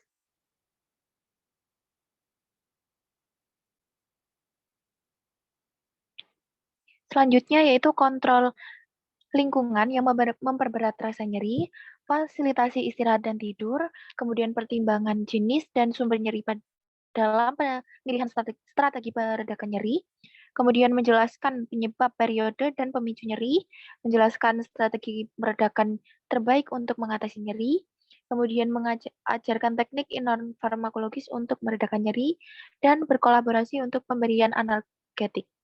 Next. Selanjutnya, intervensi terhadap pola napas tidak efektif. Diharapkan dalam 2 kali 24 jam, pasien segera membaik dengan kriteria hasil, penggunaan otot bantu napas cukup menurun, skala 4, frekuensi napas cukup menurun, skala 4. Intervensi yang diambil yaitu pemantauan respirasi. Yang pertama, monitor frekuensi, irama, kedalaman, dan upaya napas. Kedua, monitor pola napas. Ketiga, auskultasi bunyi napas. 4, monitor saturasi oksigen. Kemudian ada atur interval pemantauan respirasi sesuai kondisi pasien. Kemudian dokumentasi hasil pemantauan.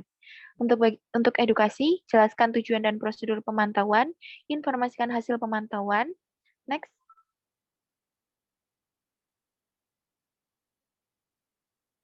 Yang ketiga yaitu intervensi mengenai risiko shock.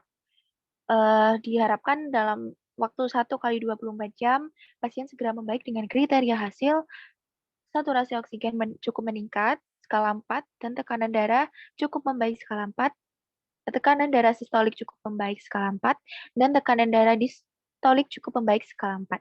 Intervensi yang diambil yaitu pencegahan shock. Yang pertama, monitor status kardiopulmonal, kedua, monitor status oksigen, ketiga, monitor tingkat kesadaran dan respon pupil, keempat, periksa riwayat alergi.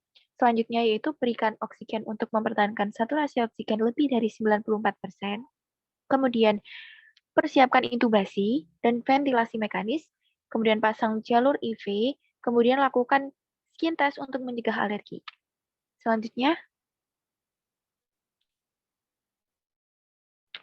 yaitu edukasi, jelaskan penyebab atau faktor risiko, jelaskan tanda dan gejala awal shock, kemudian anjurkan melapor untuk menemukan atau merasakan gejala.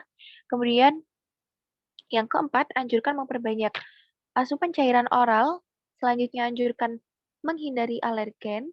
Kemudian melakukan kolaborasi pemberian IV. Next.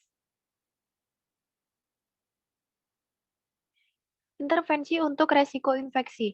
Diharapkan dalam 3 kali 24 jam, integritas kulit dan jaringan pada pasien segera meningkat dengan kriteria hasil yang diharapkan. Kerusakan jaringan cukup menurun skala 4. Kemudian intervensi yang diambil yaitu pencegahan infeksi dengan memonitor tanda dan gejala infeksi lokal dan sistemik. Selanjutnya, cuci tangan sebelum dan sesudah melakukan kontak dengan pasien dan lingkungan. Kemudian, jelaskan tanda dan gejala infeksi. Kemudian, ajarkan cara memeriksa kondisi luka atau luka operasi. Dan kolaborasi prosedur debridement. Next. Dilanjutkan dengan kolaborasi pemberian antibiotik. Selanjutnya yaitu ada intervensi terkait gangguan mobilitas fisik. Diharapkan selama 3 kali 24 jam mobilitas fisik pasien segera meningkat. Dengan kriteria hasil, kekuatan otot cukup meningkat, rentang rum cukup meningkat, gerakan terbatas cukup menurun, kelemahan fisik cukup menurun. Intervensi yang diambil yaitu dukungan mobilisasi. Yang pertama, identifikasi toleransi fisik, melakukan pergerakan, kemudian monitor kondisi umum selama melakukan mobilisasi, selanjutnya fasilitasi aktivitas mobilisasi dengan alat bantu, selanjutnya fasilitasi melakukan pergerakan jika perlu. Selanjutnya yaitu libatkan keluarga untuk membantu pasien dalam meningkatkan pergerakan. Untuk edukasi, jelaskan tujuan dan prosedur mobilisasi, dan anjurkan melakukan mobilisasi dini. Next.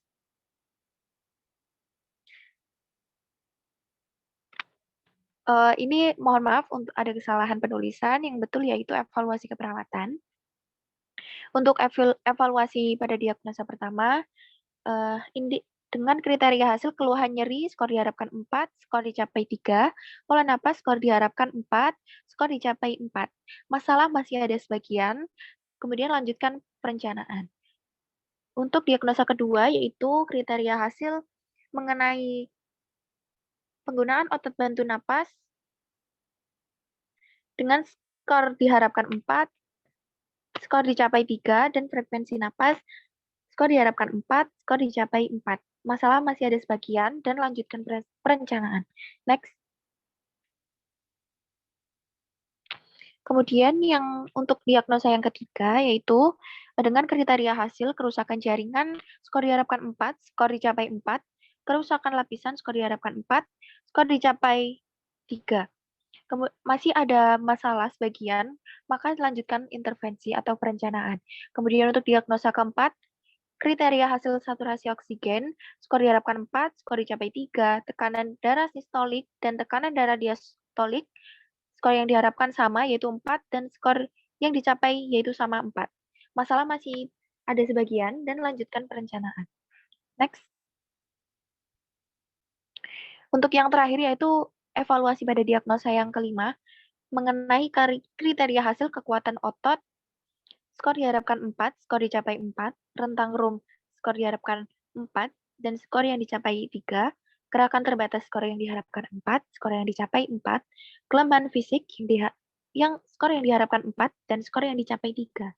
Masih ada masalah teratasi sebagian, maka tetap lanjutkan perencanaan atau intervensi. Selanjutnya yaitu mengenai asuhan keperawatan lung transplant. Next. Untuk kasus yaitu seorang wanita bernama Sally berusia 55 tahun didiagnosa penyakit emfisema.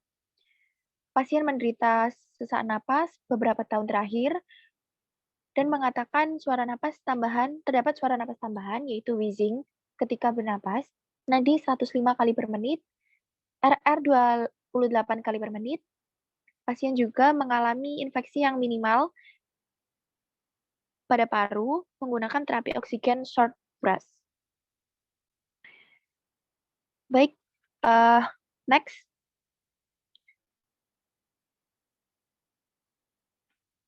Pasien dilakukan tes fungsi pernafasan dan menunjukkan hasil volume ekspirasi paksa dalam 1 detik dari 19,7% yang diprediksi. Kemudian pada pemeriksaan elektrokardiogram, pasien menunjukkan ritme sinus dan tidak terdapat disritma jantung, dan ekokardiogram dilakukan untuk mendeteksi bukti disfungsi ventrikel dan hipertensi paru. Pada pemeriksaan CT scan yang dilakukan pada pasien, terdapat emfisema sentriolobular bilateral. Pada tes darah rutin, pasien menunjukkan tidak memiliki penyakit hati, ginjal, anemia, ataupun diabetes. Baik, selanjutnya, yaitu pengkajian. Nama Sally, umur 55 tahun, dan diagnosa medisnya emfisema. Dengan keluhan utama, pasien mengeluh sesak napas berat. Keluhan kesehatan sekarang, pasien didiagnosa penyakit emfisema dan mengeluh sesak napas ketika menjalankan aktivitas sehari-hari. Pasien juga menggunakan alat bantu pernafasan ketika melakukan aktivitas yang berat ataupun aktivitas yang minim, maka sesak napas akan muncul. Pasien hanya mampu melakukan aktivitas jauh 25 meter saja. Pasien juga mengalami penurunan status fungsional. Pasien juga mengatakan berjalan lebih lambat daripada orang dengan usia yang sama dengan pasien, yang disebabkan karena adanya sesak napas yang dirasakan. Selanjutnya, riwayat kesehatan dahulu. Pasien sebelumnya dirujuk untuk melakukan transplantasi paru. Pasien menjalankan 2 kali prosedur pembedahan guna untuk meningkatkan fungsi paru. Operasi pertama yaitu penyisipan katup endobronkia, kemudian dilepas karena nampaknya tidak bermanfaat dan menimbulkan penyempitan dan penumbukan lendir. Kemudian dilakukan operasi pemasangan kumparan volume paru.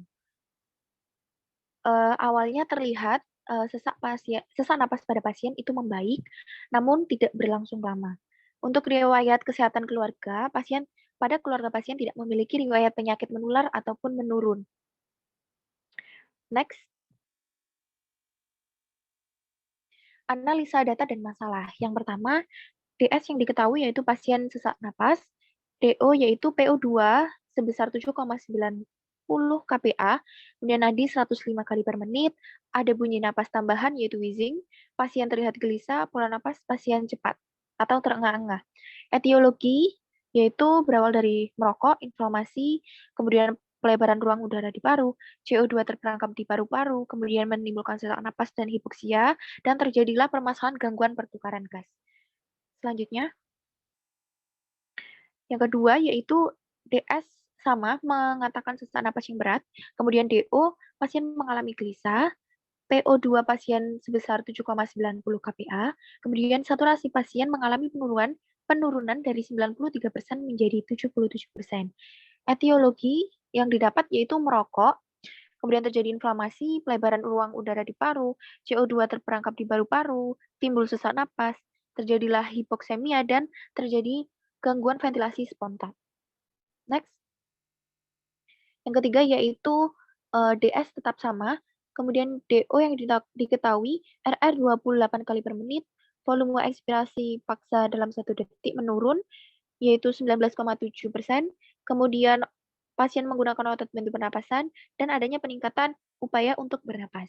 Etiologi yang didapatkan berawal dari sesak napas, kemudian upaya menangkap O2 dilanjutkan dengan retraksi otot bantu napas, dan terjadilah dan ditemukan permasalahan pola nafas tidak efektif. Yang keempat, DS pasien mengeluh lelah, pasien mengatakan sesak napas. DO yang diketahui yaitu frekuensi jantung meningkat, kemudian pasien nampak mengalami penurunan status fungsional.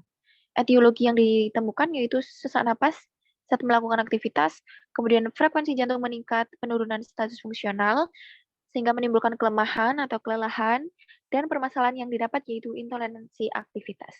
Selanjutnya akan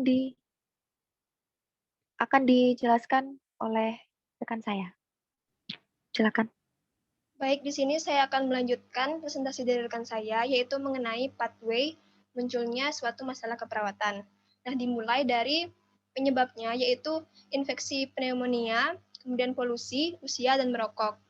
Kemudian akan menyebabkan defisiensi enzim alpha-1 antitripsin yang menyebabkan inflamasi, kemudian penurunan elastisitas paru, destruksi jaringan paru, kemudian menyebabkan emfisema, yaitu pelebaran ruang udara di dalam paru, kemudian CO2 terperangkap dalam paru, menimbulkan sesak nafas, kemudian adanya gangguan pertukaran gas, dan gangguan ventilasi spontan.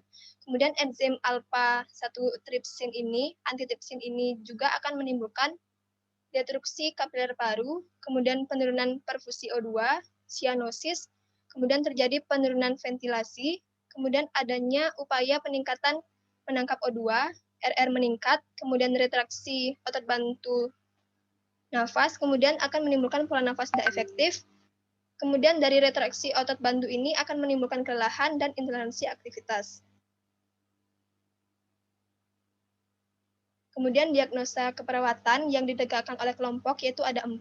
Yang pertama gangguan pertukaran gas berdasarkan dengan perubahan membran alveolus kapiler, ditandai dengan pasien mengatakan sesak nafas, nadi 105 kali per menit, PO2 pasien menurun, dan pasien terlihat gelisah.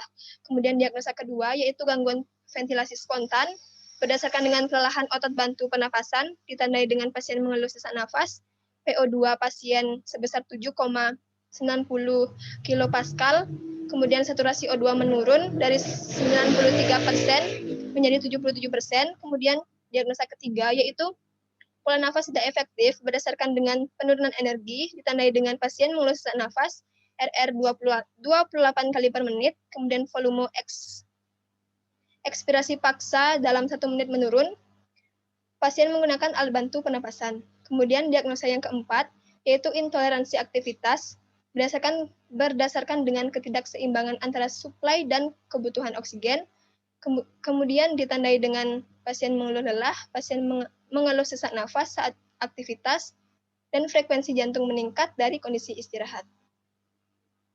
Kemudian perencanaan keperawatan dan intervensi keperawatan yang dapat dilakukan, yaitu untuk diagnosa pertama, yaitu gangguan pertukaran gas, dengan tujuan dan kriteria hasil setelah dilakukan intervensi selama 2 kali 24 jam, maka pertukaran gas meningkat dengan kriteria hasil, dyspnea cukup meningkat, kemudian bunyi nafas tambahan menurun, gelisah menurun, PO2 cukup membaik, dan takikardi cukup membaik. Kemudian untuk intervensi, yaitu ada 2 intervensi yang dilakukan, yaitu pemantauan respirasi.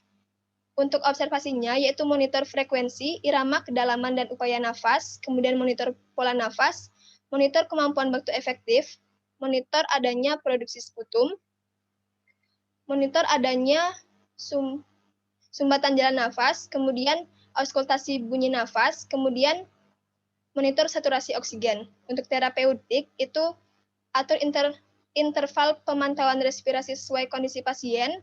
Untuk edukasi, jelaskan tujuan dan prosedur pemantauan. Kemudian untuk intervensi yang kedua, yaitu terapi oksigen. Untuk observasi, monitor kecepatan aliran oksigen, kemudian monitor tingkat kecemasan akibat terapi oksigen. Kemudian untuk terapeutik, yaitu mempertahankan kepatenan jalan nafas, siapkan dan atur peralatan pemberian oksigen, kemudian menggunakan perangkat oksigen yang sesuai dengan tingkat mobilitas pasien. Kemudian untuk edukasi, ajarkan pasien dan keluarga cara menggunakan oksigen di rumah, dan untuk kolaborasi untuk penentuan dosis oksigen. Kemudian untuk diagnosa kedua, yaitu gangguan ventilasi spontan, dengan tujuan dan kriteria hasil setelah dilakukan intervensi selama 2 kali 24 jam, maka ventilasi spontan meningkat dengan kriteria hasil, dyspnea cukup menurun, penggunaan otot bantu nafas cukup menurun, PO2 cukup membaik, saturasi O2, saturasi oksigen cukup membaik. Kemudian untuk intervensi yang diberikan yaitu dukungan ventilasi, yaitu observasi, mengidentifikasi adanya kelelahan otot bantu nafas, identifikasi efek perubahan posisi terhadap status pernafasan, kemudian monitor status respirasi dan oksigenasi, kemudian untuk terapeutik, mempertahankan kepatenan jalan nafas, memberikan posisi semi-Fowler atau Fowler, kemudian memberikan oksigenasi sesuai dengan kebutuhan. Untuk edukasi, mengajarkan melakukan teknik relaksasi nafas dalam, kemudian ajarkan mengubah posisi secara mandiri, dan untuk kolaborasi, yaitu melakukan kolaborasi untuk pemberian bronkodilator. Nah, untuk diagnosa yang ketiga, yaitu pola nafas tidak efektif, Dengan tujuan dan kriteria hasil, setelah intervensi dilakukan selama 2 kali 24 jam, maka pola nafas membaik dengan kriteria hasil. Yang pertama, dyspnea cukup menurun, kemudian penggunaan otot bantu pernafasan cukup menurun, frekuensi nafas cukup membaik, dan kedalaman nafas cukup membaik. Nah, intervensi yang dilakukan yaitu manajemen jalan nafas. Yang pertama, observasi, yaitu monitor pola nafas, kemudian monitor bunyi nafas, kemudian monitor sputum, dan untuk terapeutik, yaitu memposisikan pasien semipolar atau polar, kemudian memberikan minuman hangat, dan lakukan fisioterapi dada. Kemudian untuk edukasi, yaitu mengajarkan teknik batuk,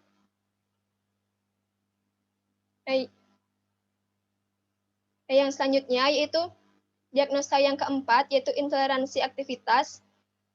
Setelah dilakukan intervensi selama 2 kali 24 jam, maka toleransi aktivitas meningkat dengan kriteria hasil. Yang pertama, kemudahan dalam melakukan aktivitas sehari-hari cukup meningkat, kemudian toleransi dalam menaiki tangga cukup meningkat, kemudian keluhan lelah meningkat, dyspnea saat aktivitas cukup meningkat, serta perasaan lemah menurun. Intervensi yang dilakukan yaitu manajemen energi. Yang pertama, observasi, yaitu identifikasi gangguan fungsi tubuh yang mengakibatkan kelelahan, kemudian monitor kelelahan fisik dan emosional, kemudian monitor pola dan jam tidur, monitor lokasi dan ketidaknyamanan selama melakukan aktivitas. Kemudian untuk terapeutik, yaitu menyediakan lingkungan yang nyaman dan rendah stimulus. Kemudian edukasi, anjurkan tidak baring, kemudian anjurkan melakukan aktivitas secara bertahap, kemudian menganjurkan menghubungi perawat jika tanda dan gejala kelelahan tidak berkurang, mengajarkan strategi coping untuk mengurangi kelelahan.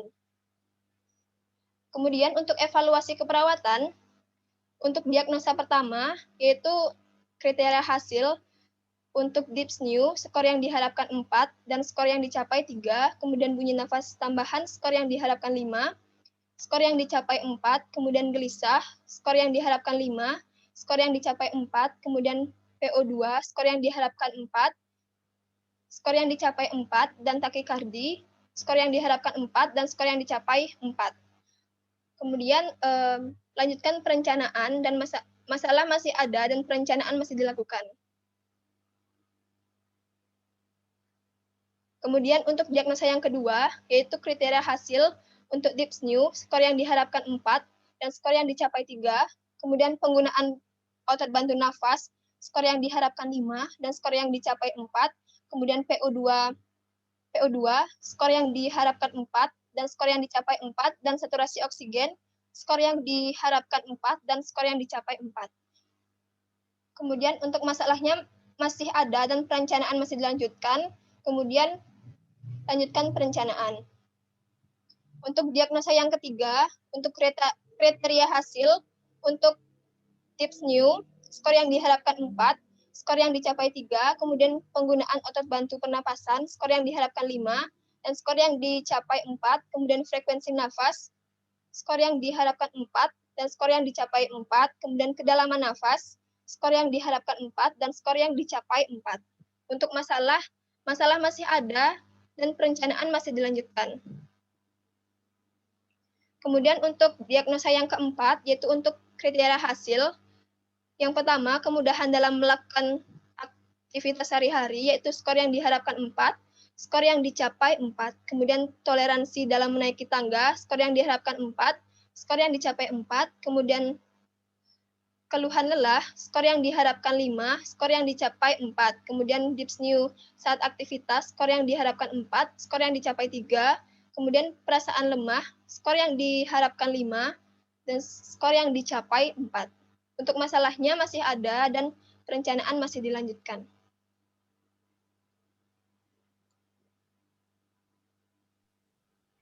Baik, sekian penjelasan materi dari kelompok 10.